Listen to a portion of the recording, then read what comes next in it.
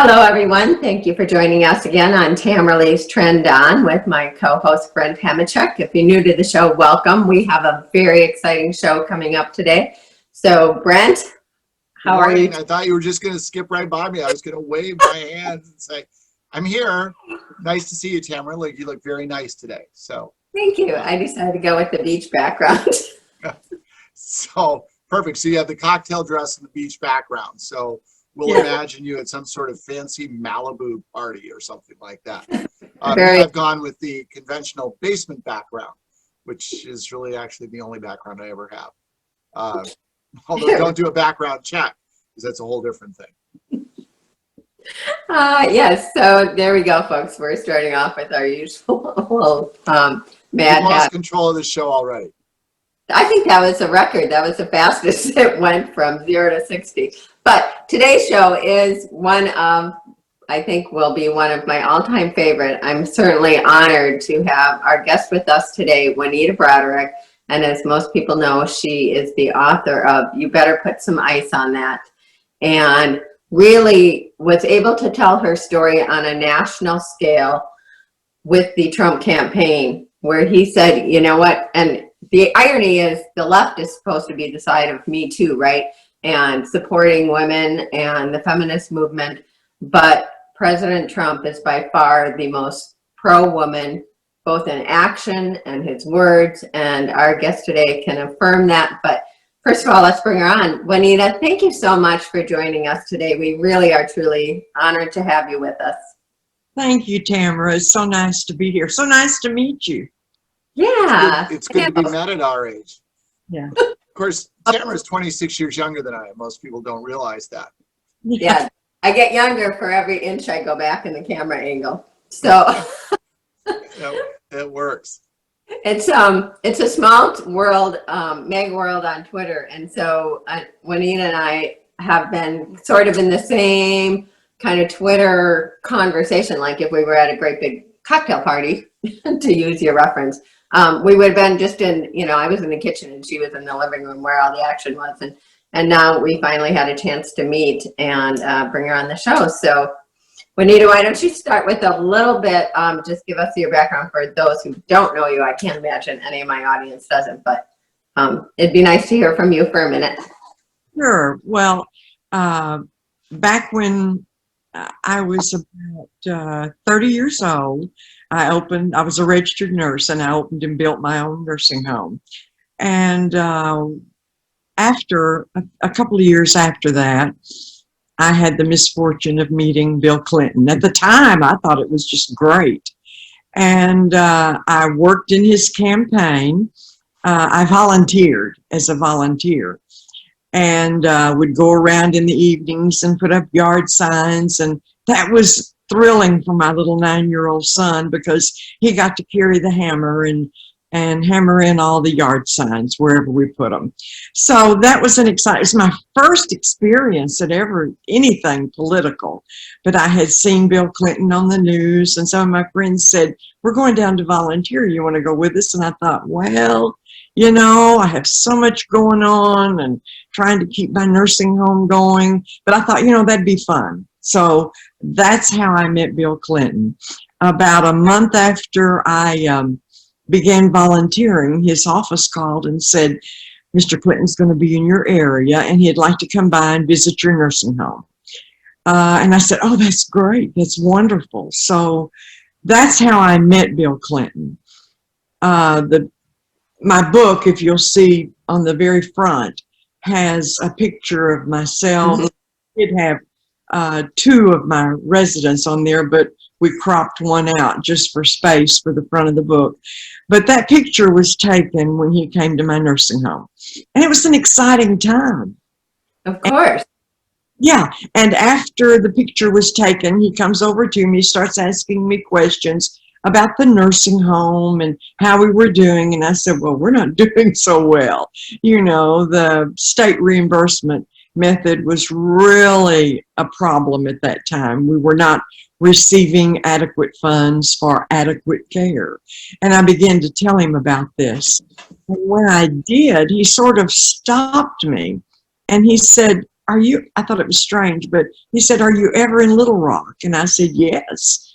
My director of nursing and I will be down there in about 3 weeks. And he said, well, let's get together and talk about this. And I thought, wow, that's awesome to be able to speak about my own business and other nursing homes that were suffering at the time. So that's how our meeting was arranged. I went down there. Do you want me to go ahead and tell you? Actually, I know Brent has some questions, and I listened to your interview, and I'll direct our audience to, it's on your Twitter handle and on your website, JuanitaBroaddrick.com, right? The interview that you did that really details your whole experience that is the basis of the book. And I thought for today, when I listened to that interview, so I want to, Brent and I both kind of want to ask maybe a little different angles to your experience and maybe add some more layers to it. And yeah. so one of the questions I had, because, well, first of all, people don't realize how swampy politics are until Trump said, out loud, and when, the line from Jerry Maguire, you had me at hello. Well, Trump had me at drain the swamp, because I've seen that at the local level in the swamp in our backyard, as I call it. And so as I listened to your interview, and here you were excited because you were, and to contextualize this, back in was that in the 70s, I want to say, or 70s, late 70s. So you look at where women were in the workplace in the 70s compared to now, and back then, women had to work so hard just to get a foothold and to be taken seriously as a business owner.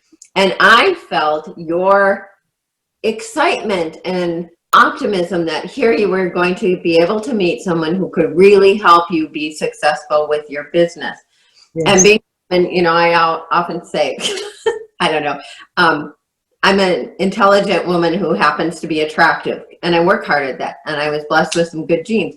But oftentimes it's like you have to preface what you do seriously as a woman. And I'm not complaining about that, because there's certainly advantage of that. And I don't want to go too far down that rabbit hole. But how did it feel to you as you're thinking this meeting, where it ended up being in your hotel room, was to talk about your business, and all of a sudden you realize it had nothing to do with your business?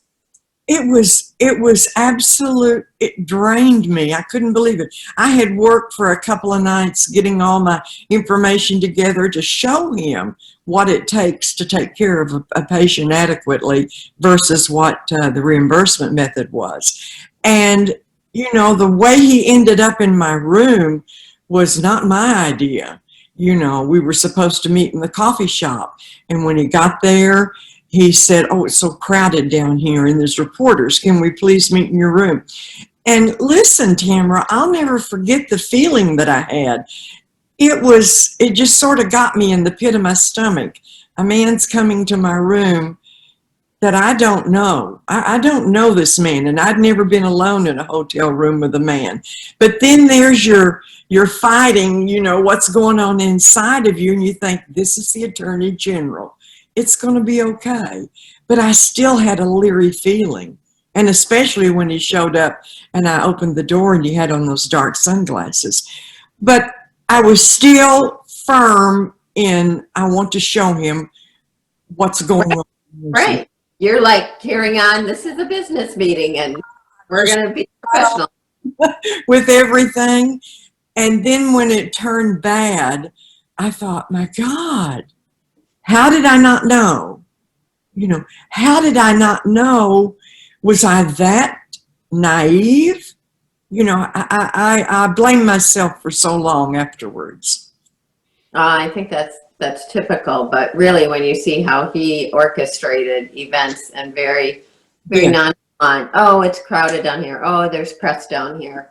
You know, and so my heart felt for you, because I was like, I just could imagine you're being so focused on, you want to succeed with your business, and then all of a sudden to have that, just not only your business set aside, but you then realizing this is about the sexual aggression. Yes, yeah, and when you first realize it, because you, in the back of your head, you didn't want to meet in your room, and then all of a sudden it turns ugly, and you just like I said, you blame yourself for not knowing. But back then, Tamara, no one knew Bill Clinton's history. No one knew what a sexual predator that he was. Right, right. We look at it now with the lens of knowing the context of over the years, which only shows that you were validated and he was who he was from the get-go with that. Brent, did you, I feel like we lost him. Where'd he go? It's just us two gals chatting now. Forget. I'm here and I'm an excellent listener. Juanita, a couple of things. First of all, it's I think it's kind of an honor to have you sit and talk to us. I think it's an honor because you are a legitimate survivor, right, of a personal crisis. And anytime you meet somebody who's done that, I think it's really a privilege to get a chance to talk to them. You're also lucky to talk to them, right, because they're literally a survivor of that personal crisis. Yeah. You're having a chance to talk to you caused me to go back and watch a great movie from the 1980s that was a favorite of mine, and I haven't seen it in 40 years or so. But it's called Everybody's All American, and it's a story with Dennis Quaid and Jessica Lange. And the gist of the story, I recommend the movie to anybody, is about this legendary LSU football player from the 1950s, and it follows the whole progression of his life. And he's this great All-American who won the Sugar Bowl for LSU. And for the entire rest of his life, he can't escape being the LSU football hero. And as it takes him into his older years, here he is in a restaurant trying to do something different with his life. And they're still calling him over and saying, "Hey, Ghost, tell that story about that play in the Sugar Bowl." And I always think it's a tragic thing when people have events happen in their life that then people try to use to define their life. And your life is about so much more than what happened to you. And so I want to do the best I can to not have that define who you are.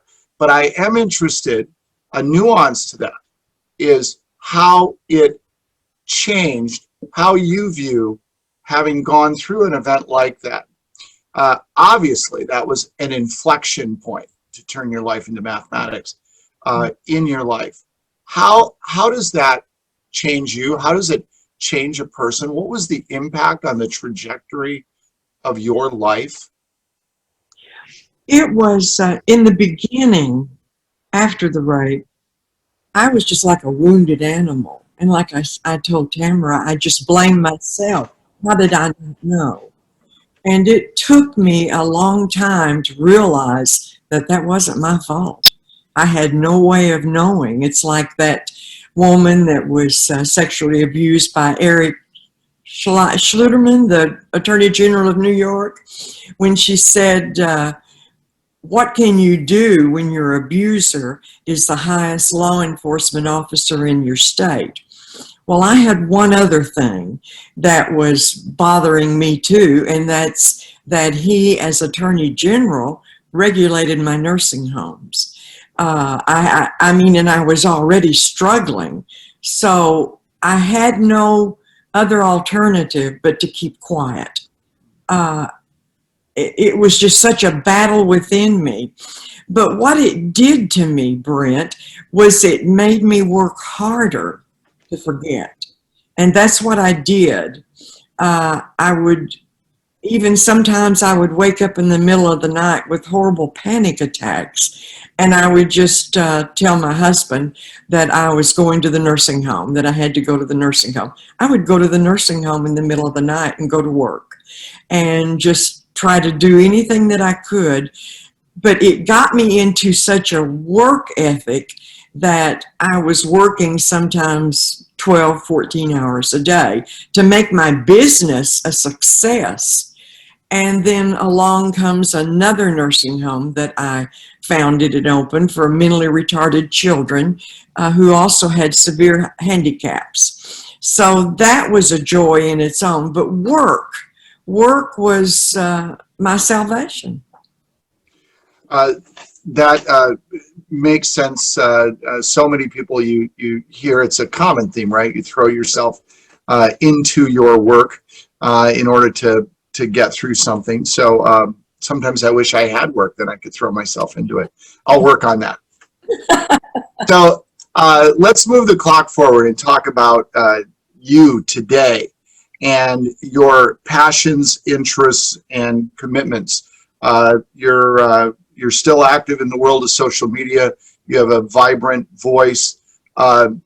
Share with the people that are watching those things that motivate and move you today and what it is you're still trying to accomplish, because obviously you're not receding into the shadows. Right. Yeah. And that's important to me, to continue to tell who Bill and Hillary Clinton are. That's an important thing in my life. Back after I did the NBC Dateline, I was attacked so severely by the media. Now that was in 1999. I went back into the woodwork and I said, no more. I'm not going to do that anymore. And the only thing that really brought me back into the social media and to the forefront was in November of 2015, when Hillary Clinton tweeted her tweet that she had been speaking that tweet to so many of the women's colleges and people, which said that all victims of sexual abuse should come forward and be believed, and we're with you. And I saw that on television and I thought, oh my God, I cannot stay quiet anymore. This is too much. This woman cannot. This woman who enabled and knew of the sexual predator husband that she was married to and allowed this to happen and supported him. So that's when I got back into it.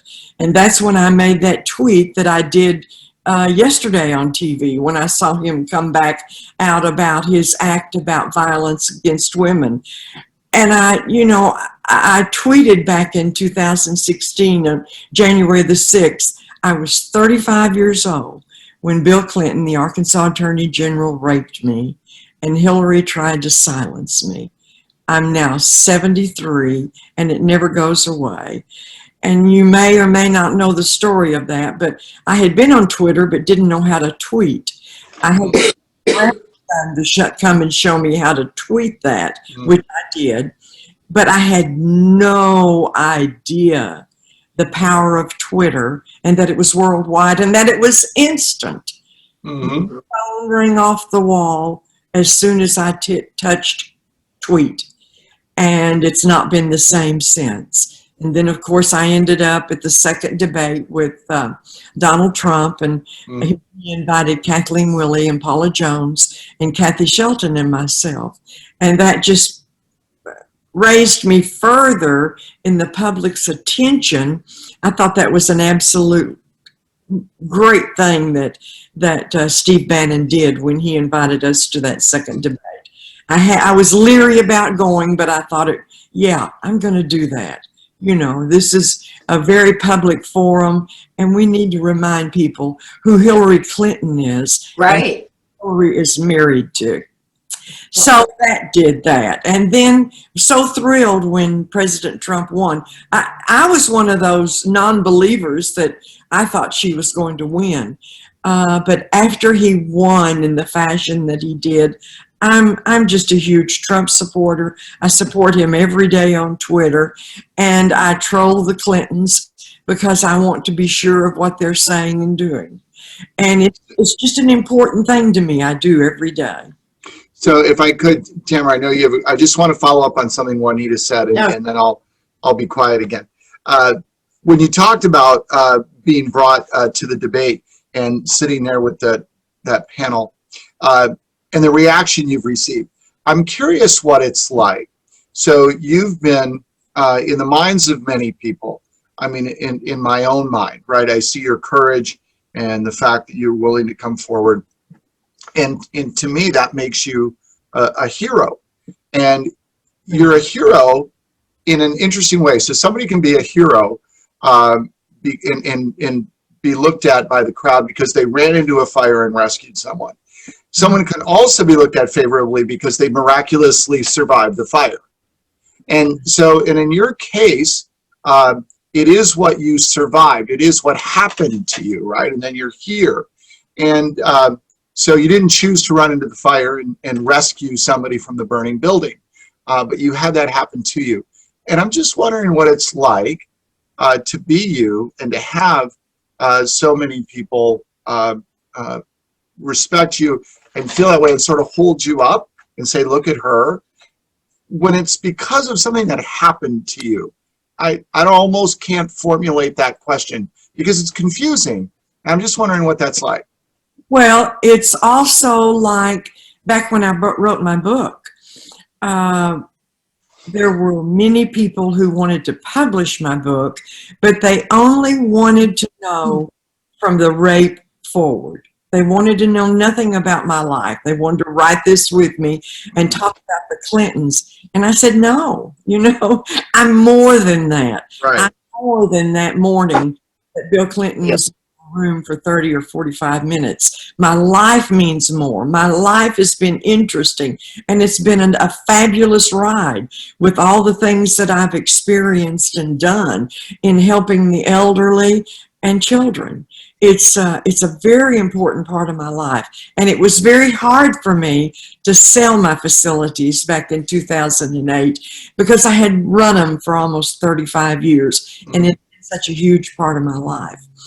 But there comes a time in life when you have to step away and retire and enjoy life a little more. So that's what I've done. My church, First Presbyterian Church here in Fort Smith, is a big part of my life. And my friends, my family I spend so much time with my son, who is a local attorney, and my grandson, who's just turned 17, and their family. And it's nice. And I have so many wonderful friends that support me. So that was a good, Wonderful. that's a great, to pitch it back to me, because I wanted to, in listening to your interview, you talked about adopting your son and getting him when he was 2 days old and how precious that was to you. And then leaning on him kind of when the federal prosecutors wanted to have your testimony and you were not sure you wanted to go through with that. And he said, yes, you know, this is not playing. You don't really have a choice to come forward with your testimony against Bill Clinton. Yeah. How has that relationship with your son, and what would you say to other, I don't want to say victims, but, you know, for those who have gone through the trauma like that, to know that they've got that person outside of yourself to live for, or who is that reason for pushing past all that pain? Well, my book is dedicated to my son. Because of what he has meant in my life and how I tried to guide him in the right direction. And then when I was in trouble, how he came and guided me in the right direction. So he's such a strong young man. He fights every day for children's rights as an attorney. And that's important to me. He's just a tremendous Christian, wonderful man.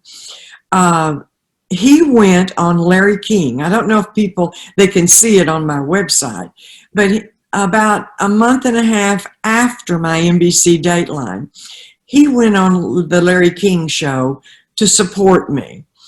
And I'm trying to remember who the panel was at that time. I think it was Dorothy Rabinowitz and David Gherkin and Dee Dee Myers.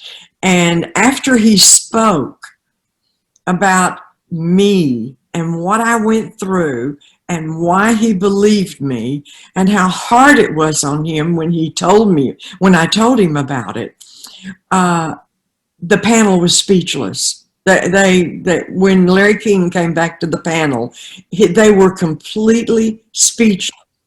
And they said they believed him.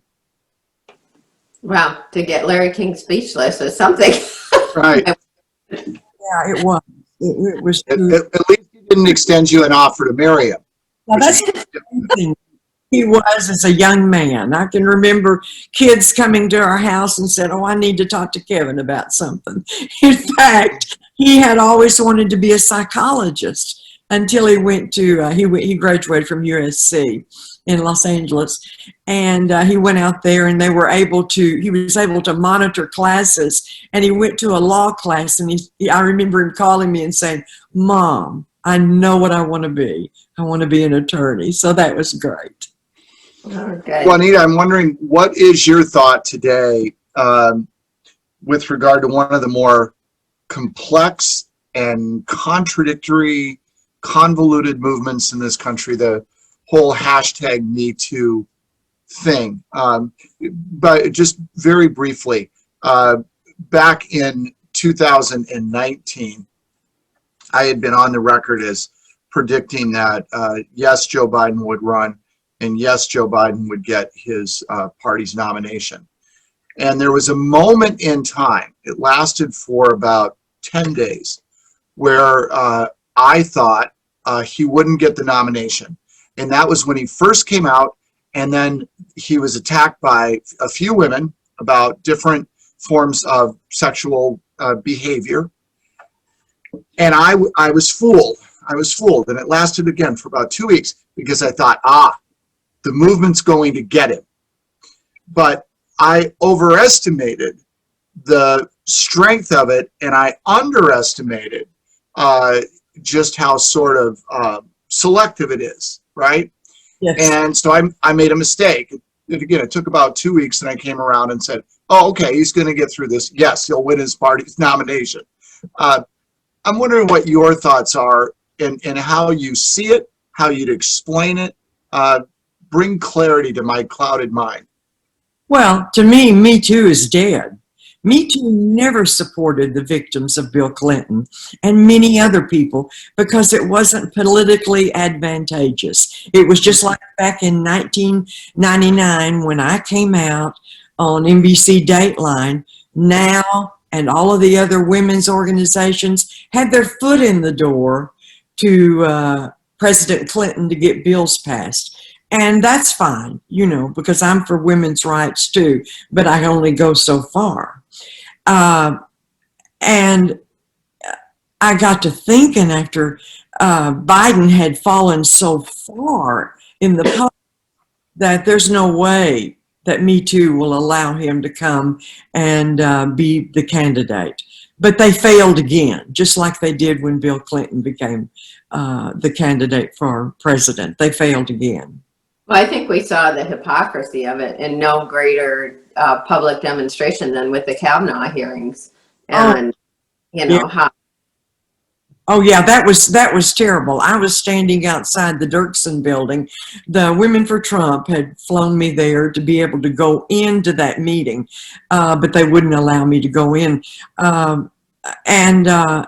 It was just absolutely amazing. One interview I was doing outside the building about all of those senators and congressional people that had turned their backs on me, and I was telling them that I would like to, if they're going to believe Dr. Ford, why didn't they believe me back in '99? These same senators and representatives that were sitting in that building at that time. What was it about Christine Ford? Well, we know what it was. It was that Donald Trump had nominated him. Nothing else. They just wanted to do anything they could against this man who, thank God, made it through and is now on the Supreme Court. But I remember when I was doing an interview, there was a woman standing behind me, and she had this big sign, and it said, "We believe all women." And she was trying to get onto the camera. So I turned around to her, and I said, "Do you believe me?" And she turned and left. You go, girl. So I want to ask you too then, having come to the, with President Trump, because there's so many on the left, and especially the younger women who are so stuck, not with based on any facts, but because of the media's perpetuation of that label that Trump is a misogynist. What do you say to them, having met him, having talked with him at the debate afterwards? He had that press conference where he spoke with you, each of you individually. What would you say to counter that try and break that lie. You know, when I spoke with Donald Trump, he was the most sincere. He was the most soft-spoken. I was thoroughly amazed because he's not the same person that he is on TV as he is in person. He's a genuine person. And it goes back to what I tweeted years ago. And I said, actions speak louder than words, right after the Hollywood Access tapes came out. And I said, Mr. Trump said some harsh words, and they were bad words about women. I said, but Bill Clinton raped me and Hillary Clinton threatened me. There's no comparison. And I believe that. I honestly believe that he talks big, but his actions are gentle. It is interesting, this whole thing about his remarks caught on tape. I'll be honest. I mean, I'm 58 years old. I played sports in high school, intramural sports in college. I lived a full and rich life. I can't think. I really, and I'm not doing this on the spur of the moment. I've done this before. I can't think of a male that I've known from, say, the age of 12 forward, who at some point in time, some of my friends or men I know are worse than others, but I can't think of a single one that hasn't said something during my time of knowing them involving women, where if it were caught on tape, wouldn't disqualify them in the minds of the New York Times. I mean, it is on some level. It's humans talk. They say things. It's joking. It's not reflected in behavior. I don't even feel like somehow or other I'm condoning it. I don't think it needs to be condoned or criticized. There's this thing that we do as we talk to one another, but as you know, as a father of 3 daughters, it has nothing to do with how I treat those 3 daughters, how my friends treat theirs, and so on. This separation between words and actions, we've lost track of that, right? The old sticks and stones sort of thing. Yeah, it's amazing how the language, and I'm sometimes embarrassed at the language I use on Twitter, but sometimes you just got there. A message across, and I think about what this man has been through. I don't know if you saw on Twitter this morning of him, all of the trips that he's made, all of the rallies that he's attended, and him walking up to the White House late last night after all of that. And how does he do what he does and put up with all that he does? I am so thankful for this man. Absolutely. I don't know if it's Maslow's hierarchy of needs or something, but it seems like so many on it who buy into the media BS to not swear on our show, but it's like they can't get past that higher level thinking. And for me as a woman and with 4 daughters of my own, it's like you give people permission how to treat you, and don't be offended because a man finds you attractive or has a natural physical desire. You are the one in control of that to the degree that you can be, right? With a predator, your guard was down. And for some of us, when we're caught in those vulnerable situations, then that's where the bad things happen. And there are awful people in the world, as Brent says. Hobbes was right most of the time. And you see these heroes that Black Lives Matter and other people have elevated to a martyr status. These are criminals. You know, these are absolute criminals. And it's an absolute disgusting thing to me. You know, what they did to those 2 policemen in Compton. Mm-hmm. It's like when you turn on the TV, you think, I'm not really seeing this. And it's so hard to digest where these terrorists in the name of Black Lives Matter come from.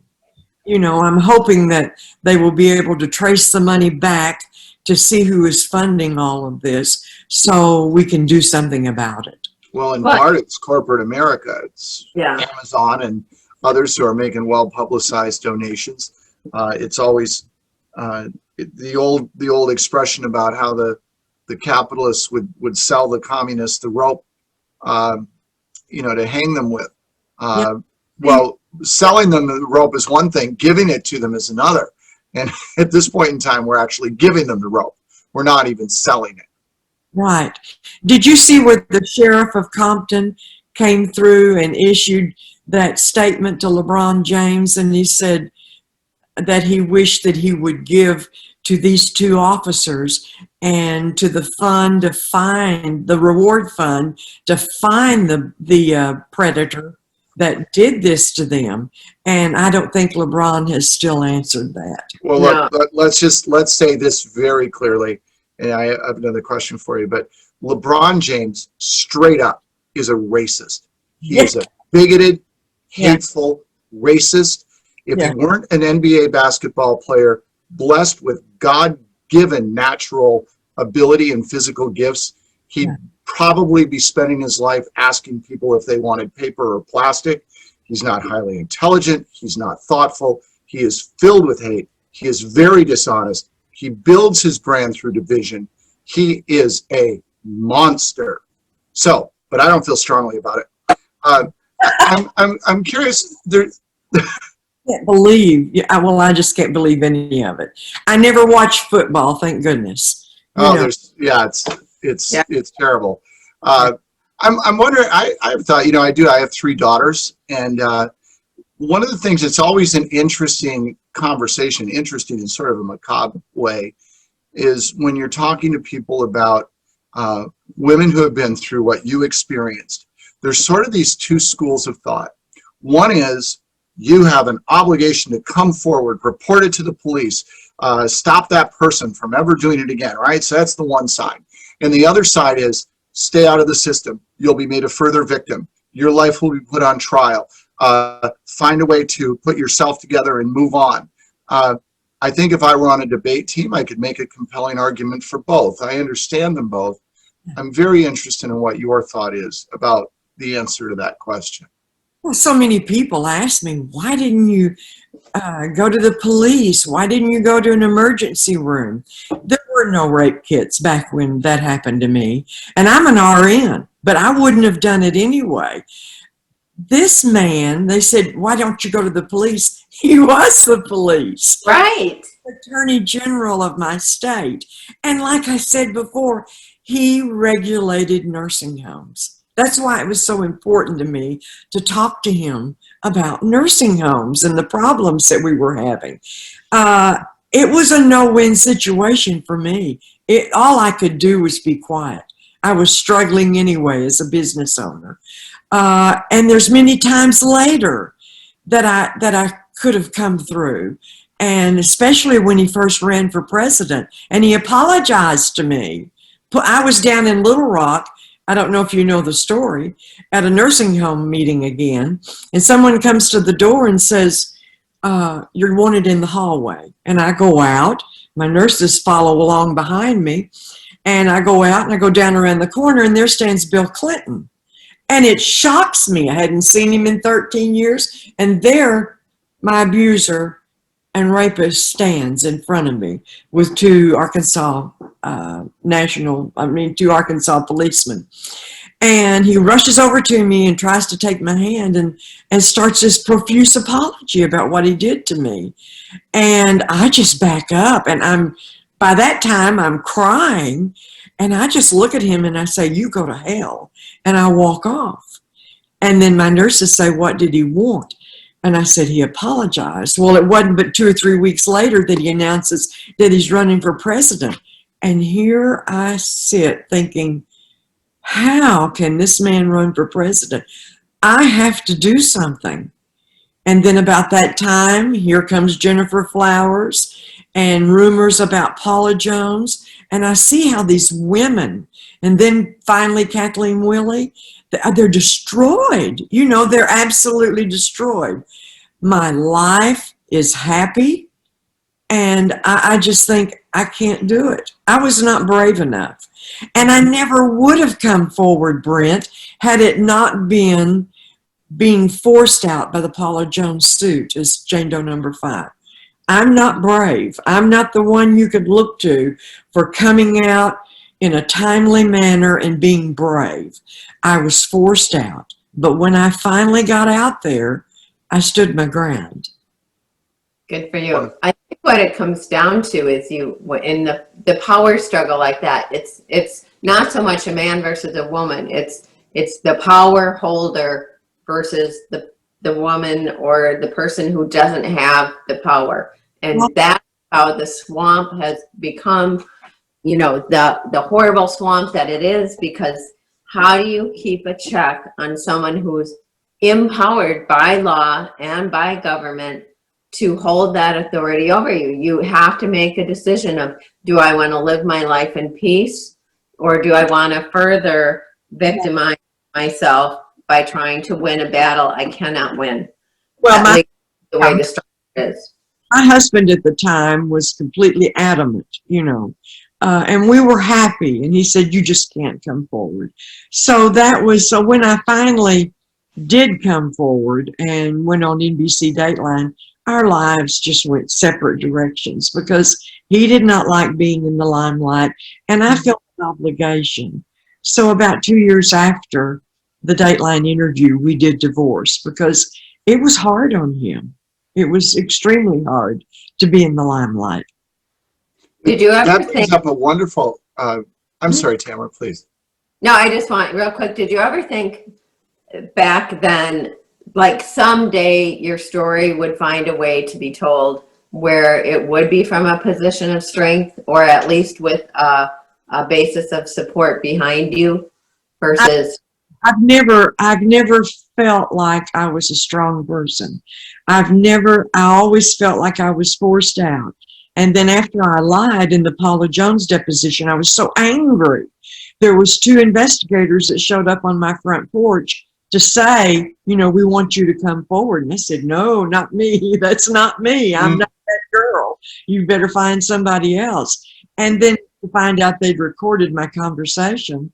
And then eventually when I lied in the Paula Jones suit, not wanting to get involved, angry, they sent that recording to Ken Starr. So that's how Ken Starr came after me. And that's how my son, the attorney, ended up in my kitchen one morning and saying, Mom, it's time. You have to come forward. My last question for you, Juanita, you mentioned your husband at the time. Something occurred to me. I'm a husband and father. Give advice to husbands or fathers, to men. What should they do if their wife or daughter comes to them at some point in time and says what happened to you happened to them? Yeah. Give some advice to the men of the world, whether they're in that role as spouse or as father.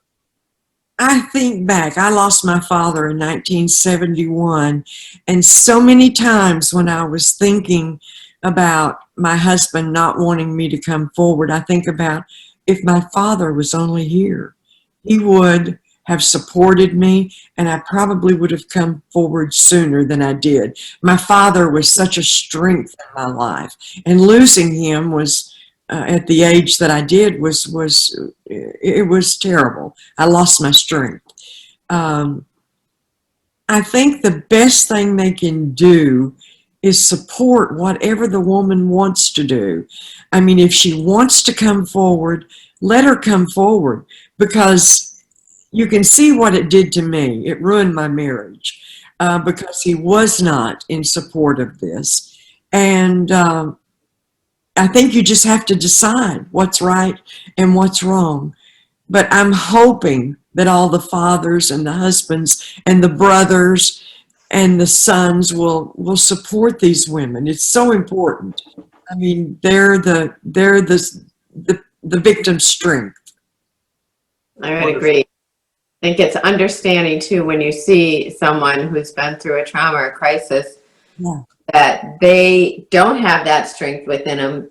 It takes a lot of strength to to hold that down. It's like, you know, the lid on the boiling pot, and you have so much energy, and the way our brains can compartmentalize, and the inner energy that it takes, right, to function, and like you would work and just focus forward that way. People don't realize how exhausting that can be for the person, just to get up every day, go through their life, keep normal. So I think there's a lot that, which I'm thankful we've had this conversation with you, for people to understand the energy that goes into functioning, things that a person who hasn't been through that trauma takes for granted, that it's just a normal day.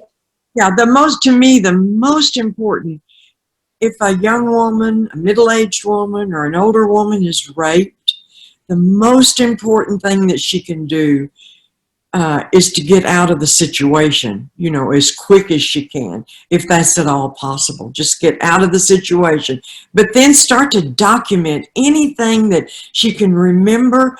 And then the most important thing is to tell someone she trusts. She must tell someone she trusts. It's a great recovery concept. A problem shared is a problem cut in half. Yeah, So, yes. that works. Well, this has been an extraordinary experience. From me, thank you for joining us. You're not everybody's All-American. You're not the lady that won the 1956 Sugar Bowl. You're so much more than that, and your life's been defined by so much more than that. And it's just a pleasure to sit here and chat with you and get some of these perspectives and ideas. So thank you very much. Thank you, Brent. Thank you, Tamara. Well, so my cue at this point of the show, as we close out, is for you to tell our audience how they can find your book and more about you and all that happy stuff. Sure. My book you can get either on Amazon, or you can go to my website. On Amazon, I think it's around $18 or $19, and on my website it's $25, because I sign them. I sign them. And my website is JuanitaBroaddrick.com. And there's a lot of information on there, a lot of interesting videos. Yeah, I watched some of them before, you know, doing my homework for today, and it's well worth stopping by and visiting. And thank you so much. It's just been a pleasure. And on Twitter, for people to follow those viral tweets that are changing the world of women. Yeah. It's you can just type in Juanita Broaddrick and it'll come up, but it's at a tennis nut, ATENSNUT. I'm a tennis player. That makes so much sense, because I saw your handle. I'm like 8 nut. I wonder what. I didn't get it either. Now I do. So I love it. Good for you. Yeah, my son was a state champion in tennis, and we've just been a tennis family. Love it. Love the U.S. Open this year. Wonderful. So that makes so much sense. The audience, things you learn coming to Tamara Leigh's Trend On right here. Right. Piece of the World Explained, or at least Twitter. So thank you, Juanita, again. Thank you, everyone, for joining us. Like, share, subscribe, support, all that stuff. And you can find all my information mostly on my Twitter handle at Tamara Leigh _LLC. Thank you, everyone. Bye, Brent. Thank you, Juanita. Bye, Tamara. Thank you.